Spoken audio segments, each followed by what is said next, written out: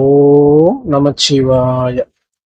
வணக்கம் நண்பர்களே, உங்கள் ஜோதிடர் தர்மராஜன். இன்று நாம் காண இருக்கும் தலைப்பு எதை பற்றி என்றால் 2025ஆம் ஆண்டு செப்டம்பர் மாத ராசி பலன்கள் வரிசையிலே காலபுருஷ தத்துவப்படி 11வது ராசியான கும்ப ராசியை பற்றி இப்ப விரிவா பார்க்கலாம். அதற்கு முன்னாடி நம்ம சேனலை இப்பதான் நீங்க முதல் முறையா பாக்குறீங்க அப்படின்னா நம்ம சேனலை சப்ஸ்கிரைப் பண்ணுங்க, கூடவே பெல் பட்டனையும் அழுத்துங்க. அப்பதான் நான் போடுற ஒவ்வொரு வீடியோவும் உங்களுக்கு உடனுக்குடனா வரும். வாங்க வீடியோக்குள்ள போகலாம். பொதுவா கும்பராசியை பொறுத்த வரைக்கும் இந்த செப்டம்பர் மாதத்திற்கான கிரக நிலை அமைப்புகள் எப்படி இருக்கு அப்படின்னு சொல்லிட்டு ஃபர்ஸ்ட் அதை பார்த்துடலாம். ஜென்ம ராசியில ராகு இருக்கிறாப்ல 7ஆம் பாவகத்துல கேது, 2ஆம் பாவகத்துல சனீஸ்வரர் வக்ர நிலையில இருக்கிறாப்ல 5ஆம் பாவகத்துல குரு, 6ஆம் பாவகத்துல சுக்கிரனை பொறுத்த வரைக்கும் 15ஆம் தேதி வரையும் இருப்பாரு. 15ஆம் தேதிக்கு பிறகு 7ஆம் பாவகத்துக்கு போவாப்ல. 7ஆம் பாவகத்துல சூரியனை பொறுத்த வரைக்கும் 17ஆம் தேதி வரையும் ஆட்சி வீட்டுல வலுவா இருப்பாரு. 17ஆம் தேதிக்கு பிறகு 8ஆம் பாவகத்துக்கு போவாப்ல. புதனை பொறுத்த வரைக்கும் 7ஆம் பாவகத்துல 15ஆம் தேதி வரையும் இருப்பாரு. 15ஆம் தேதிக்கு பிறகு 8ஆம் பாவகத்துல ஆட்சி உச்சம் பெறக்கூடிய நிலையில நல்லா வலுவா இருக்கிறாரு புதன். 8ஆம் பாவகத்துல செவ்வாயை பொறுத்த வரைக்கும் 13ஆம் தேதி வரையும் இருப்பாப்ல.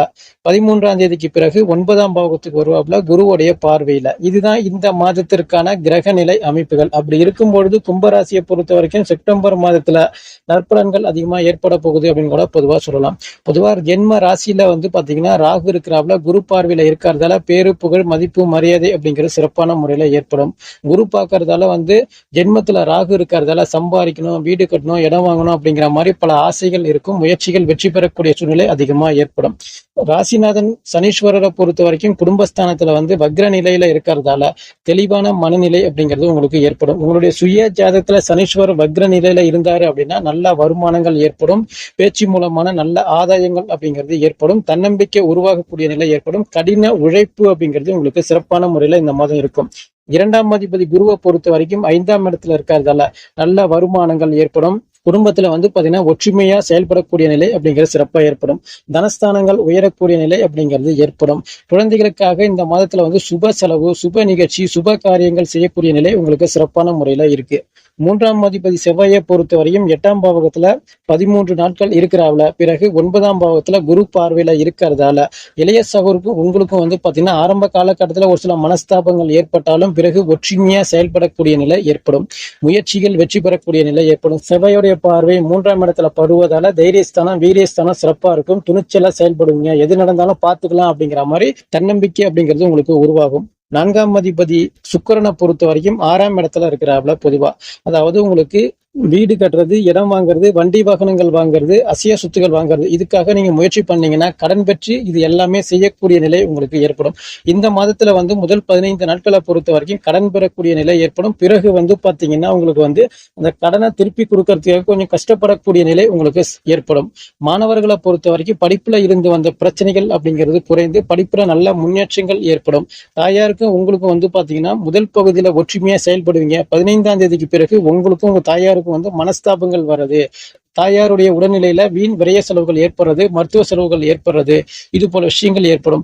தாயாருக்கு உங்களுக்கு கருத்து வேறுபாடு வரக்கூடிய நிலையும் ஏற்படும். அதே போல வண்டி வாகனங்கள் பழுது ஏற்படுறது, வீட்டுல மின்சாதன பொருட்கள் பழுது ஏற்படுறது, இது போல விஷயங்கள் 15ஆம் தேதிக்கு பிறகு வரும். அதாவது உங்களுடைய சுய ஜாதகத்துல பாத்தீங்கன்னா சுக்கிரன் கேது சேர்க்கை இருந்துச்சு அப்படின்னா கணவன் மனைவிகள ஒற்றுமை அப்படிங்கிறது இந்த மாதத்துல அவசியம். அதாவது சுக்கிரன் கேது சேர்க்கை இல்லைன்னா அதை பத்தி நீங்க கவலைப்பட தேவையில்லை. இல்ல சப்போஸ் அப்படி இருந்துச்சு அப்படின்னா கணவன் மனைவிகள சண்டை, சச்சரவு, பிரிவு நிலை, கருத்து வேறுபாடு, மிஸ் அண்டர்ஸ்டாண்டிங், இது போல விஷயங்கள் வர்றதுக்கு வாய்ப்புகள் உருவாகும். யாராவது ஒரு நபர் விட்டு கொடுத்து அனுசரிச்சு போறது ரொம்ப நல்லது.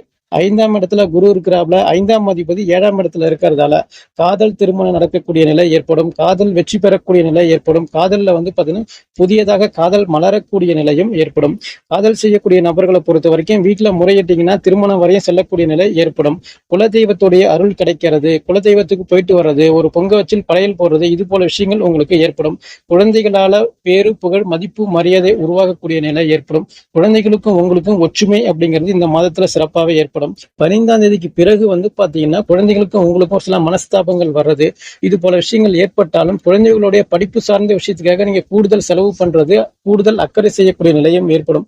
அதாவது ரொம்ப நாளா எனக்கு புத்திர பாக்கியம் இல்ல, குழந்தைக்காக நான் முயற்சி பண்ணிட்டு இருக்கிறேன் அப்படின்னு சொல்றவங்களை பொறுத்த வரைக்கும் இந்த மாதத்துல புத்திர பாக்கியம் உருவாகக்கூடிய நிலையும் உங்களுக்கு சிறப்பான முறையில இருக்கு.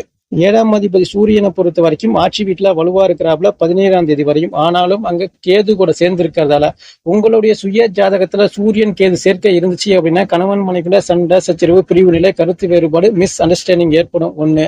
அதே போல பூர்வீக சொத்து பூர்வீக இடம் பூர்வீக சம்பந்தமான விஷயத்துல பிரச்சனைகள் ஏற்படுறது, அரசுக்கும் உங்களுக்கும் பாத்தீங்கன்னா முரண்பாடுகள் ஏற்படுறது, அரசு அதிகாரிகளை பகச்சிக்காம இருக்கிறது ரொம்ப நல்லது அப்படின்னு கூட பொதுவா சொல்லலாம்.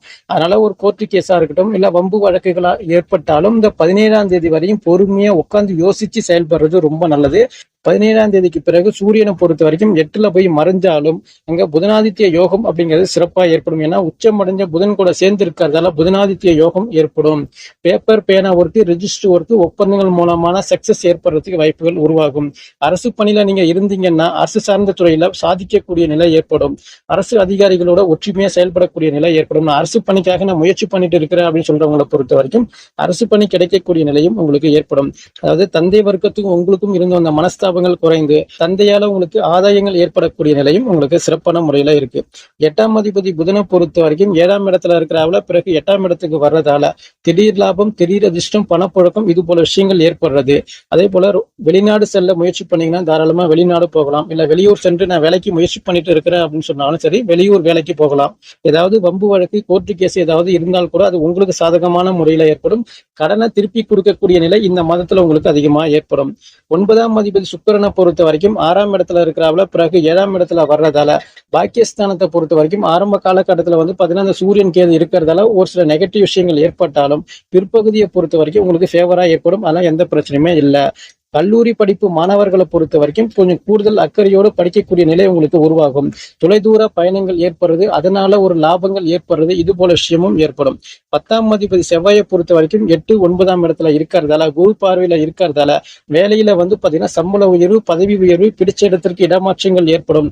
வேலையில இருந்து வந்த மன உளைச்சல் பிரச்சனைகள் சலசலப்பு இது போல விஷயங்கள் குறையறதுக்கு வாய்ப்புகள் உருவாகும். நான் வேலை தேடிட்டு இருக்கிறேன் எனக்கு வேலை கிடைக்கல அப்படின்னு சொன்னீங்கன்னா 10ஆம் அதிபதியை குரு பார்க்கறதால 13ஆம் தேதிக்கு பிறகு வேலை கிடைக்கக்கூடிய நிலை ஏற்படும். அது வெளிநாட்டு வேலையா இருந்தாலும் சரி இல்ல உள்நாட்டு வேலையா இருந்தாலும் சரி வேலை கிடைக்கக்கூடிய நிலை ஏற்படும். நல்ல வருமானங்கள் பெருகக்கூடிய நிலை உங்களுக்கு சிறப்பான முறையில இருக்கு. லாபஸ்தானாதிபதி குருவை பொறுத்த வரைக்கும் 5ஆம் இடத்துல இருந்து லாபஸ்தானத்தை பாக்குறதால மூத்த சகோருக்கும் உங்களுக்கும் ஒற்றுமை ஏற்படுறது. 2வது திருமணத்துக்கு நான் முயற்சி பண்ணிட்டு இருக்கிறேன் அப்படின்னு சொல்றவங்களை பொறுத்த வரைக்கும் 2வது திருமணம் சார்ந்த விஷயங்கள் கை கொடுக்கும். 12ஆம் அதிபதி சனீஸ்வரரை பொறுத்த வரைக்கும் குடும்பஸ்தானத்துல வக்ர நிலையில இருக்கிறதால அதாவது வெளிநாட்டு பணங்கள் இந்த மாதத்துல உங்களுக்கு வர்றதுக்கு வாய்ப்புகள் உருவாகும். ஒண்ணு நீங்க வெளிநாடு போகணும், இல்லைன்னா வெளிநாட்டுல உள்ள நண்பர்களா இருக்கட்டும் இல்ல உறவினர்களா இருக்கட்டும் அவங்களால உங்களுக்கு ஆதாயங்கள் பெறக்கூடிய நிலை ஏற்படும். வெளிநாட்டு பணத்தை நீங்க அனுபவிக்கிறது செலவு பண்றது லைஃபை என்ஜாய் பண்றது இது போல சூழ்நிலையும் ஏற்படுறதுக்கு வாய்ப்புகள் உருவாகும். பொதுவா இந்த மாதத்தை பொறுத்த வரைக்கும் கும்பராசிக்காரர்களுக்கு பாத்தீங்கன்னா சிறப்பான பலன்கள் ஏற்படும் என்று கூறி மீண்டும் அடுத்த காணொளியில் உங்களை சந்திக்கின்றேன். நன்றி, வணக்கம்.